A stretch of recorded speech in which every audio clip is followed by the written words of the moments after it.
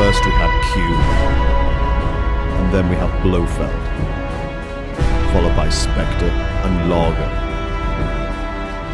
And now we're back on the side of the British Empire, with M. What is it with Waldorf and all the Bond references?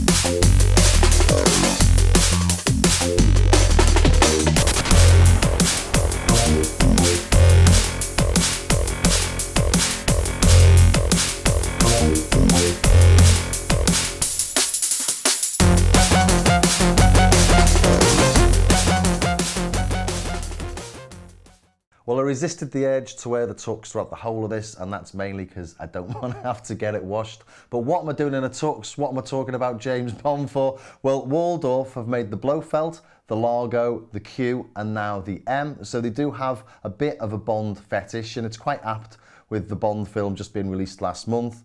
That's the last Daniel Craig Bond film, and this is the last synth so far from Waldorf. Let's hope it's not the very last one, because it's a really decent company making great synths. And this has caused quite a stir. I suppose I'm sticking with the James Bond theme there, although it should really be shaken. But it came out of the blue. No one was expecting this. And it's caused quite a bit of excitement because Waldorf's got the roots back in the 1970s with the PPG wave, and that was one of the very first digital synths with wavetables. So we'll take a look first at what a wavetable is and why these are quite interesting. Most synths, well, analog synths at least, have a really limited range of wave shapes from which everything's sculpted. So that includes a triangle, a square, and a sawtooth. And using those wave shapes, we get all those electro-analog sounds that we know and love, and also we get all those sort of approximations, I should say, of orchestral things. Old synths have brass and pianos and flutes and all sorts of stuff. And it's near enough, but it takes an awful lot of processing to turn that, one of these, into an orchestral instrument or something sounding like it's not electronic. But with wavetables, you take a single cycle sample of anything as your starting point.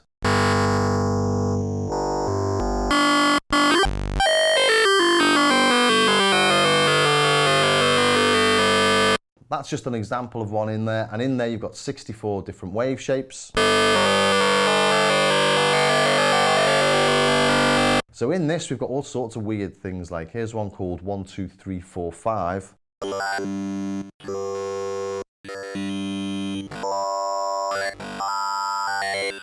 And if you listen carefully to that, it sort of says 1, 2, 3, 4, 5. So it's taken those little samples and then we've moved through the wavetable to create someone saying 1, 2, 3, 4, 5.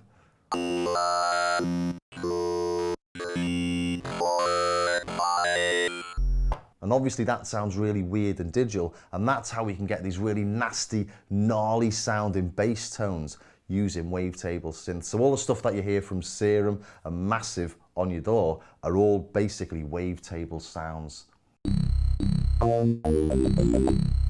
Sort of Aphex Twinny, isn't it? And you can hear on the low notes you've got all that digital weirdness. Loads of sort of grit and dirt in there, and this does 18 and 16-bit wavetables, so it really does give you a really vintage feel. So there we've got 16-bit, and then we've got 8-bit. And the 8-bit's really, really dirty, isn't it? But the 16-bit, which you think would be smoother when you play higher up, is dirtier on the higher tones than the 8-bit. So it's really got bags and bags of character that it imparts straight away on your track. So you can see why it's different to most synths and why people maybe were a bit excited by it. And it's not just got the digital waveforms, but it's got an analog filter in it as well. And that makes it even more like one of the very original microwaves or the PPGs. And the PPGs will cost you thousands and thousands of pounds now. So bringing this out, quite exciting. So let's take a look at what else we've got on it. So sticking with the oscillators for now, we've got two of them and we've got a big red knob and we've got this black knob round the edge. One of them selects the wavetable and one of them moves through the wavetable. And obviously all of that can be modulated using LFOs and envelopes, but one of the really interesting things I want to show you is this thing called the ASIC bug, and that's a bug from the 8-bit calculations back in the 80s or 90s or 70s or whenever it was, when the calculations threw back this really weird distortion. You can hear that really sort of harsh sound in there.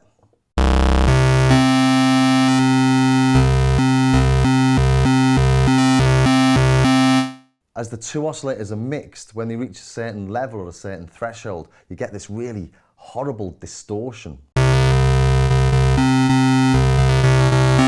I say horrible, but it's really nice, isn't it? So without it,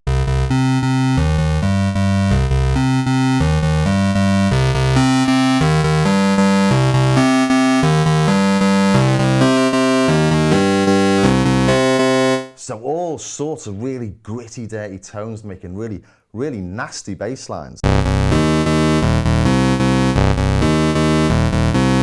Just doesn't sound like anything else. It's really nice, that. Really gritty, really nasty. Just been playing with the filter, so let's take a look at that.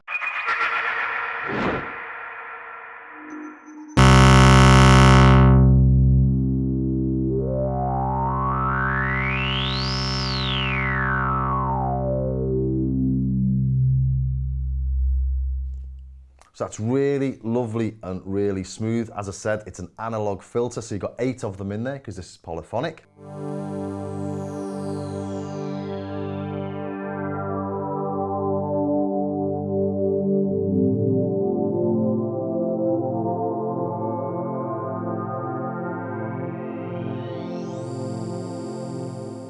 So it does really atmospheric things as well. Let's find another pad or two.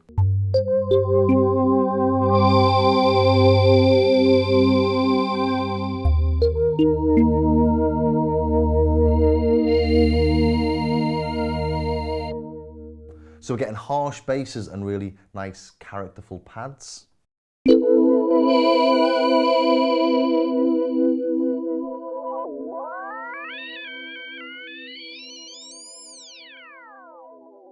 And tons of weirdness in between.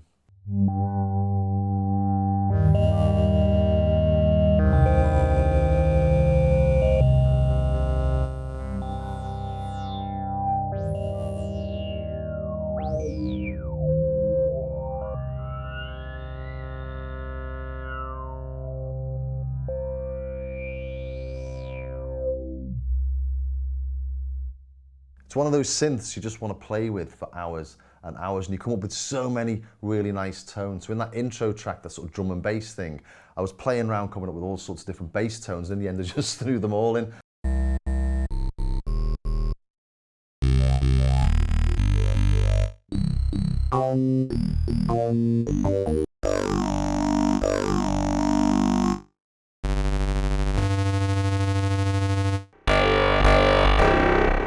Layering stuff like that on top of each other and chopping and changing in a single bar is how you get those really dissonant, dirty bass lines that just sort of fly around all over the place.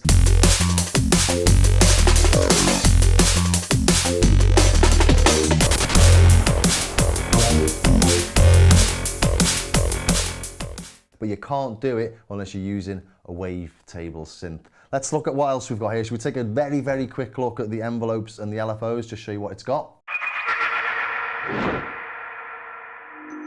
And this is really super complicated. On my YouTube channel, I did a deep dive into this, and it took me about 2 days to work out exactly what was happening, because although we've only got 2 LFOs and a few envelopes, on the face of it, each of those envelopes has got multi-stages. One of them's like 8 stages long, one of them's 5 stages, and doesn't work the same as the other one.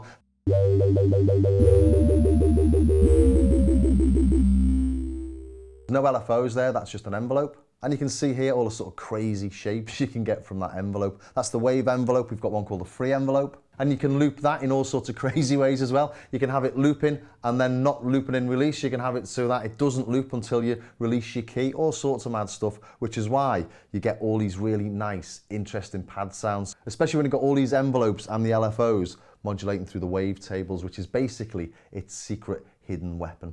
What you don't get on this though is any effects. It's very, very basic from that perspective, but it just sounds so nice. It doesn't bother me. Most people have got separate effects, but you know, it's a quality instrument, and it's not an impulse buy by any stretch of the imagination. But now you've heard what it can do, is it for you?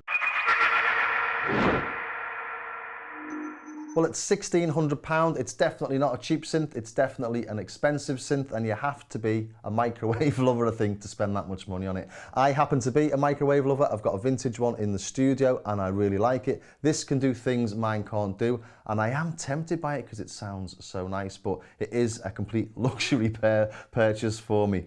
Alternatives are things like the ASM Hydrosynth, the Korg Wave State. They're both under £1,000 by quite a lot. Actually, I think one's 800 and one's about £600. Then there's Waldorf's own Iridium, which is 1900 but can do 5 types of synthesis, and I'll demo that in an upcoming show because that's really nice. In software, you've got Serum and you've got Massive from Native Instruments, so there's loads and loads of options. You've even got Waldorf's own Nave and their Largo as well, so tons of ways of doing it in software and loads of ways of doing it in hardware. This happens to be the sort of Rolls-Royce or the Mercedes or whatever of wavetable synths though. So I hope you enjoyed that, and if you did, don't forget you can catch it whenever you like on our Clubbing TV official YouTube channel on the From the Studio playlist. And if you've got any questions, drop them in the comments and I'll see what I can do to answer them. And also take a look at my Starsky Carr YouTube channel, where I've got a really, really in-depth look at this and how it all works if you're really interested. Anyway, I will see you in the next episode of From the Studio.